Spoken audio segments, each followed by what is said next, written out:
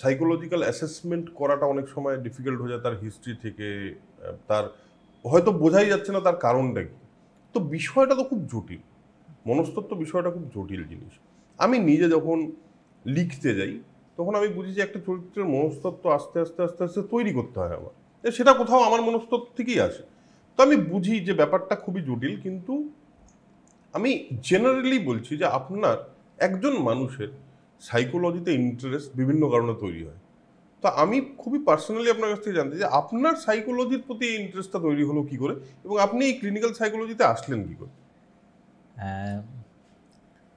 প্রথমত সাইকোলজি যে একটা সাবজেক্ট হয় এটা নিয়ে কোনো ধারণাই ছিল না আমি যখন স্কুল লাইফে। হুম। কিছু ঘটনা বশে যেটা হয় যে সায়েন্স মুভমেন্ট, আমি যখন বড় হচ্ছি তখন এই বিজ্ঞান জাঠা হুম হুম হুম। চলছে, এবং আমার একজন ফিজিক্সের স্যার ছিলেন যিনি বিভিন্ন বৈজ্ঞানিক অ্যাসপেক্ট নিয়ে খুব বলতেন। আচ্ছা। এবং মনে আছে ক্লাস 7-এ পড়ি, তখন স্যার একদিন ক্লাসে এসে পড়ে, উনি আমাদের পড়াতেন না, উনি আরও মানে 11-12-এ পড়াতেন। হুম ফিজিক্স তো আমাদের ক্লাস 7-এ ছিল না। হুম হুম। কোনো টিচার না থাকলে উনি মাঝে মাঝে ফিলার হিসেবে আসতেন এবং গল্প বলতেন, আমরা খুব আচ্ছা পছন্দ করতাম ওনাকে। আচ্ছা। এবং একদিন ক্লাসে এসে নারায়ণ সান্যালের বিশ্বাসঘাতক হ্যাঁ হ্যাঁ। বলে যে গল্পটা, সেটা উনি শুনিয়েছিলেন। শুনে আমরা খুব মানে অভিভূত হয়ে পড়েছিলাম। সে তো মানে মানে বিখ্যাত ম্যানহাটন প্রজেক্ট, হ্যাঁ। বিখ্যাত। এবং সেখান থেকে ওই বইটা আমরা মনে আছে বন্ধুরা মিলে সবাই টাকা কন্ট্রিবিউট করে কিনে ফেলেছিলাম, 25 টাকা দিয়ে কিনেছিলাম সেই সময়। হ্যাঁ, এবং 7 দিনের মধ্যে আমরা প্রায় 15-20 জন বন্ধু সেটা পড়ে ফেলেছিলাম। বেশ। এবং সেখান থেকে বিজ্ঞানকে দেখার একটা ভাবনা তৈরি হলো, এবং সেখান থেকে বিজ্ঞান জাঠার সাথে জুড়ে গেলাম। আচ্ছা। এবার বিজ্ঞান জাঠায় জুড়তে গিয়ে যেটা হলো, তারা ওই বিভিন্ন অলৌকিক বিরোধী কিছু অনুষ্ঠান করতেন, হুম হুম হুম যেখানে কিভাবে আগুন জ্বালানো যেতে পারে চোখের দৃষ্টিতে, হুম কিভাবে আহ, মানুষ ভেসে উঠতে পারে, হুম। এই যে বিভিন্ন বিষয়গুলো, যে বিভিন্ন যেগুলো আপাত দৃষ্টিতে ম্যাজিক্যাল বলে বা অলৌকিক বলে মনে হতো। অলৌকিক বলে মনে হতো, হ্যাঁ বিশেষ হ্যাঁ। ক্ষমতার দ্বারা মনে হতো, কারেক্ট। বা কাউকে সম্মোহন করে দেওয়া হলো, হ্যাঁ হ্যাঁ হ্যাঁ।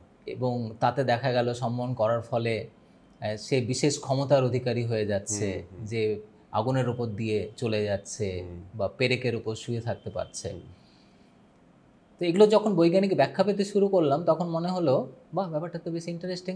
ম্যাজিকে একটা আগ্রহ ছিল, এবারে ম্যাজিক শেখার একটা সুবর্ণ সুযোগ, এইভাবে তো আমি ম্যাজিক শিখতে পারবো।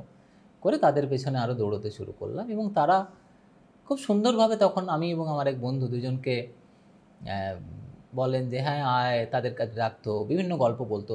তারা সবাই বড়, কেউ শিক্ষক, কেউ অন্য ফিল্ডে চাকরি করে, কিন্তু কেউ তত্ত্বকথা শোনাতো না, আমাদের মতো করে গল্প করতো। হুম। আর এই নিয়ে এই বইগুলো পড়ে, এগুলো থেকে ম্যাজিক জানতে পারি। এই তথাকথিত ম্যাজিকের বই পড়তে পড়তে সেখানে সাইকোলজি, হিপনোটিজম, হুম। এগুলো নিয়ে জানা শুরু হলো, এবং এই হিপনোটিজম থেকে সাইকোলজির প্রতি আগ্রহটা আরও বেশি করে তৈরি হলো। কারেক্ট। এবং তখন আমার মনে আছে ক্লাস 9-10-এ প্রচুর ছুটেছে হিপনোটিজম শিখবো, লোককে হিপনোটাইজ করবো। হুম এবং পরে বুঝেছি সে ভুল লোকের পেছনে ছুটেছি, হুম। তারা হয়তো কিছুই জানতো না, কিন্তু হিপনোটিজম নিয়ে মানুষের একটা অরা আছে, হুম আর সেটা বেশিরভাগই ভুল ধারণা থেকে হুম আছে, হুম একটা সুপার ন্যাচারাল বিষয় হিসেবে মানুষ দেখেছে। হুম। তো সাইকোলজি পড়তে পড়তে পড়তে পড়তে মনে হলো যে এবারে তাহলে সাইকোলজি একটা পড়ার বিষয় হতে পারে, এবং এখানে আরও কিছু বিষয় আছে। যখন এই বইগুলো পড়ছি তখন আমি আইডেন্টিফাই করলাম আমার বাড়িতেও সাইকোলজিক্যাল প্রবলেম আছে। আচ্ছা আমি আইডেন্টিফাই করলাম আমার কিছু আত্মীয় স্বজনদের মধ্যেও সাইকোলজিক্যাল প্রবলেম আছে, যেগুলো কখনো অ্যাড্রেসড হয়নি। আচ্ছা। এবং আমার বাড়িতে যে সাইকোলজিক্যাল প্রবলেম ছিল, তখন মনে হলো যে না, তাহলে তো এটা ট্রিটমেন্ট হতে পারে, আমি তাহলে ডাক্তারদের কাছে নিয়ে যাই। তো সেই সময় আমার যেটুকু আমি যোগাযোগ করতে পেরেছিলাম, সাইকিয়াট্রিস্টের কাছে নিয়ে গেলাম বাড়ির লোকজনদের, একটা ট্রিটমেন্টে তাদের মধ্যে ইমপ্রুভমেন্ট তৈরি হলো। কিছু ক্ষেত্রে মনে হলো যে না, আমি দুর্গাপুরে বড় হচ্ছি, কলকাতাতে হয়তো আরও ভালো পাবো, কলকাতাতে নিয়ে এসেছি। তখন আমি 11-12-এ পড়ি। হুম ফলে সেটাও হয়তো একটা পার্সোনাল মোটিভেশনের জায়গা থেকে কাজ করেছিল, যে এই জায়গাটায় যদি কোনো রকমভাবে কিছু কন্ট্রিবিউট করা যায়। হুম হুম। তো এই দুটো ইমোশন একসঙ্গে জুড়েছে।